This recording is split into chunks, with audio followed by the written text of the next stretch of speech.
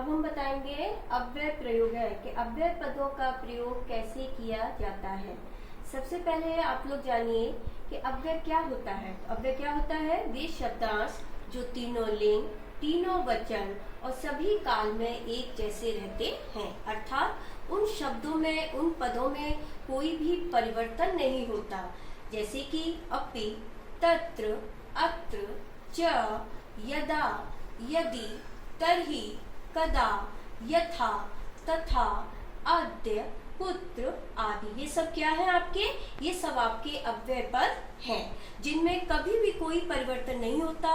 चाहे वो कोई भी लिंग में प्रयोग किया जाए वो पद, या किसी भी वचन में प्रयोग किया जाए, या किसी भी काल में प्रयोग किया जाए। तो हम सबसे पहले अब हम क्या देखेंगे कि इनका प्रयोग कैसे होगा, जिसके आधार पर आपको यह सिद्ध हो जाएगा कि अपि वे शब्दांश होते हैं जिनमें कोई परिवर्तन नहीं होता है। तो पहला लीजिए लिंग के अनुसार। तो लिंग के अनुसार हम अपि शब्द को ही ले लेंगे। जैसे तो हमारा है वाक्य है सह अपि पठति, सह अपि पठति, वह भी पढ़ता है। तो इसमें अव्यय क्या है? अपि। क्या है? अव्यय। ये समझ में आ गया। अपि क्या है? आपका अव्यय पद है। इसी को अगर हम स्त्रीलिंग पद में लेते हैं, सा भी पठति, वह भी पढ़ती है। ये आपका पुल्लिंग के लिए सह सर्वनाम पद आया और ये आपका स्त्रीलिंग के लिए सा आया। लेकिन आपका जो अपि शब्द है उसमें कोई परिवर्तन नहीं हुआ है।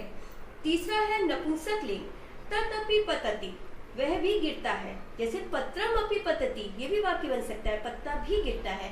लेकिन वहां भी आपका अपि शब्द में कोई परिवर्तन नहीं है। इससे हमको क्या पता चलता है कि जो अव्यय पद होते हैं उसमें कोई भी परिवर्तन नहीं होता है, वे पद हमेशा एक जैसे रहते हैं।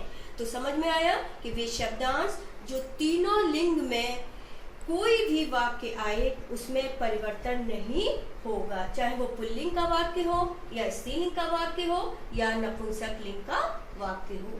दूसरा लेते हैं वचन के अनुसार, कि वचन के अनुसार अव्यय का प्रयोग कैसे होगा। जैसे अत्र ले लेते हैं हम, सह अत्र पठति, सह माने वह यहाँ पढ़ता है। तो अव्यय क्या है आपका? अत्र। क्या है? अत्र।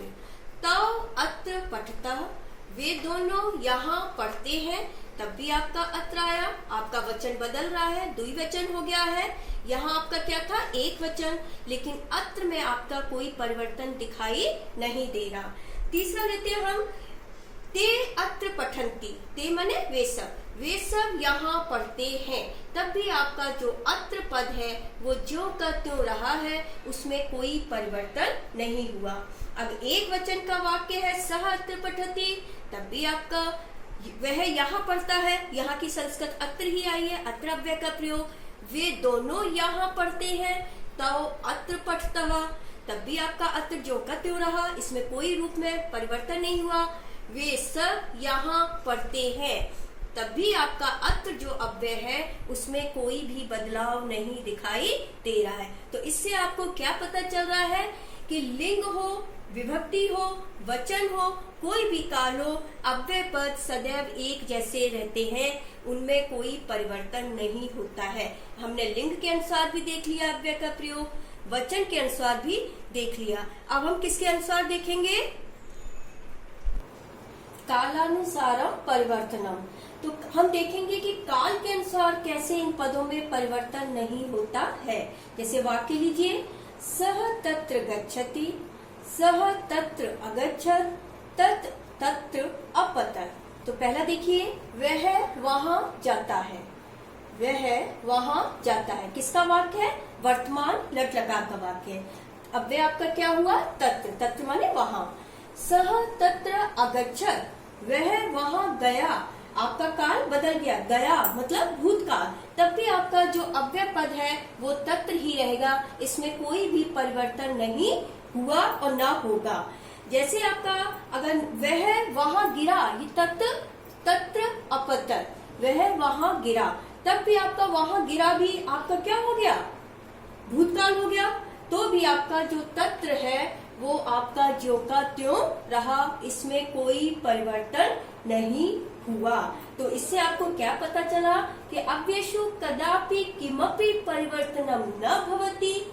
अव्ययपदानि लिंग वचन कालानुसारम न परिवर्तन्ते। सर्वेषु लिंगे वचनेषु कालेषु समान एव भवन्ति। तो यही आपके क्या होते हैं, अव्यय, जो आपके रूप में कोई भी परिवर्तन नहीं लाते हैं, उन पदों में कोई भी परिवर्तन नहीं होता है। तो सबको समझ में आ गया कि अव्ययेषु कदापि किमपि परिवर्तनम न भवति। धन्यवाद।